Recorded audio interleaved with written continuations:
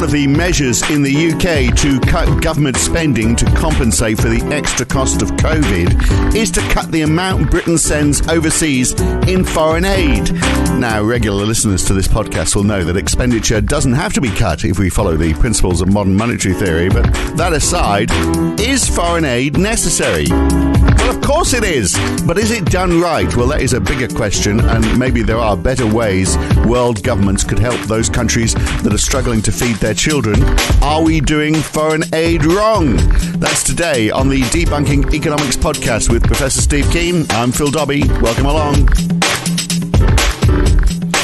Now, in the latest spending review from the UK government this year, the Chancellor announced he would reduce the UK's foreign aid budget from 0.7% of national income to 0.5% of national income. That's going to amount to about £10 billion next year. But, you know, we shouldn't be too concerned about this, of course, because the UK will return to the original expenditure once the fiscal situation allows. Obviously, the developing world isn't having as tough a time of it as the West is having, is it? That's why they can do without that money. And they're going to be more focused as well. This is the second point on how that money is spent to deliver the maximum impact for every pound spent. So obviously, that wasn't the policy before. They were just splashing the money around willy-nilly. But Steve, even at 0.5%, I mean, that's quite generous, actually, compared to other wealthy countries. The US and Australia, for example, give just 0.2% of national income. So what's your thinking on this? I mean, is the figure right? Does it need to be more? Does it need to be less? Do we need to agree on a set figure, and are we doing it right anyway? What's your thought on the whole approach to foreign aid globally? Yeah, well, I actually worked in overseas aid for about 5 years of my life. I was an education officer with the Australian Freedom of Hunger campaign from 77 to 80, and then from 80 to about 82, 83, I worked with the United Nations Association of Australia to run a project that I came up with myself to run seminars on how different countries cover each other in their press. So I ran a seminar between Australian and Chinese journalists in Beijing in 81, 82. And, of course, in the middle of that, I spent a fair bit of time going to the Department of Foreign Affairs. I've forgotten what the Overseas Aid Division was called as well. And I saw how the charities behaved too. And it left me rather cynical about the whole area of overseas aid. Because you might remember a particular member of the Australian Ponzi scheme set called Laurie Connell. But Laurie Connell was in Western Australia, and the West Australian Premier once remarked he'd hate to stand between Laurie Connell and a bucket of money. And a similar thing applies to local Australian companies, particularly American companies, British companies, and so on. They see the foreign aid budget a way of selling more of their own products to a third world country. Yeah, so there's that, isn't there? That we are using it to look after our own self-interest, and then there's also the whole political thing as well. So the biggest recipient of aid from the United States per capita, I mean, it's largely military aid, is Israel. Hardly a country that's that is struggling to survive. But it's actually very difficult. Well, it is, but not for the usual reasons. Yeah, but not. I mean, they're not hungry, though. I mean, obviously there's the big risk there. But it's actually difficult. I went looking to try and find out where it comes from and where it goes. It's actually really very difficult, particularly if you look in the United States. Which agencies? There's many different categories. For example, take Afghanistan, for example. The US pays $3.6 billion to the Afghan Security Forces Fund, $3.6 billion, and $240 million for the Afghan Reconstruction Trust Fund. So they're putting in, relatively small money to rebuild Afghanistan and paying a whole heap of money to keep the security forces there. And, if you take that Reconstruction Trust Fund as an example, sovereign government spends $7.5 billion on that, but the US pays just $240 million. So they're paying just 3% of that. So there's this big focus on military in terms of how much money the United States is paying out, and less on rebuilding the damage that's being done by the military. Yeah, wonderful. Actually, do you even know the cartoonist Ron Cobb?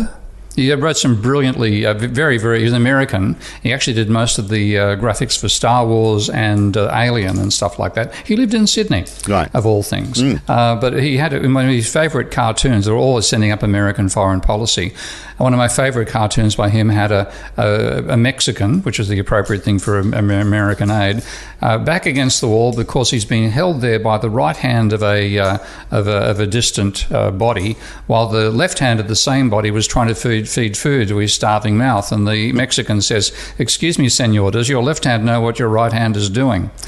And I saw this all the time. I mean, the extent to which something which starts as a way of altruistically trying to help out countries to advance through development aid turns into a way that it's exploited by your domestic interests to be a form of export subsidy. And the Americans are even worse, as you say. They make it a military subsidy. So you give 20 times as much to the security forces, which of course enforce your version of American values, as you do to Reconstruction. Yeah. So if it was just coming down to the whole moral principle of Britain's support for the rest of the world, I'd be up in arms and how terrible it is at cutting it back by 0.2% of GDP. But what it translates to is less interference, frankly. Yeah. And in many cases, like if you look at Indonesia's attitude to the IMF, if you say you're from the IMF and you fly to Indonesia, they're likely to send your plane back as a submarine because they were so horrified by its imposing austerity. To every problem, the solution was more austerity. That the IMF and the World Bank are particularly close to being companies non grata in Indonesia. So is that because there's this, well, we're going to fund you, we're going to help you out of the crisis that or the problems that you currently face, but you're going to have to pay it back. I mean, is that the problem rather than it being it's a loan rather than a grant? It's partly the loan rather than a grant, yes. But in the case of grants, I would take these things seriously if they said, we're giving this money to you directly and you can decide how to spend it. Or we set up an international institution in which the money goes and you have effectively a bank account, because the only reason to want foreign aid is because you want to use foreign money to buy something. We know there's any country with its own currency can create as much of that currency as it wishes, and that applies to developing countries as well. So they don't need foreign money to mobilise domestic resources, but they do need foreign money to buy capital goods, sometimes expertise that they can't bring in locally.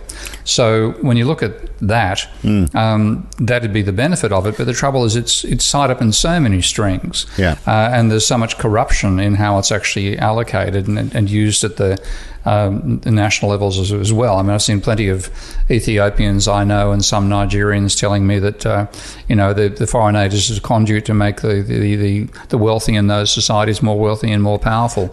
So it's a very, very compromised area, and I really, I feel no qualms about seeing the UK dropping its amount from 0.7 to 0.5. Until we find a better way of, or more effective way of distributing it. But then we need to look at what everyone else is contributing as well. Of course, if people aren't paying the same amount. But just getting back to this idea that a country with a sovereign currency can just produce more of its own currency, that's less easy, isn't it? If it's a relatively small country and the problem is huge, so you need to, proportionate to the amount of money that's in circulation, you need to produce so much more that you are going to create inflation. And then we know what happens then. If the inflation runs away, then everyone starts using the US dollar and the local currency is kaput. There's a limitation on how far you can go with that, isn't there, really? Particularly for very small countries. There was a limitation in terms of whether you've actually got resources to mobilise. And like most developing countries have an enormous reserve of,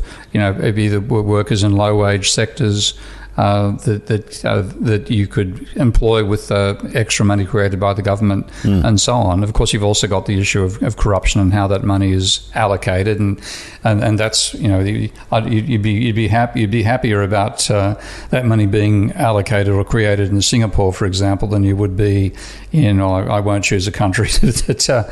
But a lot of other third world countries, you would be more worried about corruption of those than you would in a place like Singapore out of domestic money creation. But fundamentally, if you look at it, there's no point in getting foreigners to provide money to you which you use to buy domestic resources. That's just, forget it. It does seem a little bit crazy, doesn't it? But look, there is a simple answer to all of this, and we discuss it in the full version of this podcast. Simplicity, but whether it actually ever gets applied. But at least there's a plan. If you want to hear the plan, listen to the full version. To do that, you need to subscribe at debunkingeconomics.com or become a supporter of Steve Keen on Patreon. Go to patreon.com/Prof. Steve Keen. And next week, we're going to go from foreign aid to foreign trade. Does Brexit really matter? Can Britain do well without the EU? We'll look at the benefits of domestic production versus international trade next time on the Debunking Economics podcast. I'm Phil Dobbie. See you then.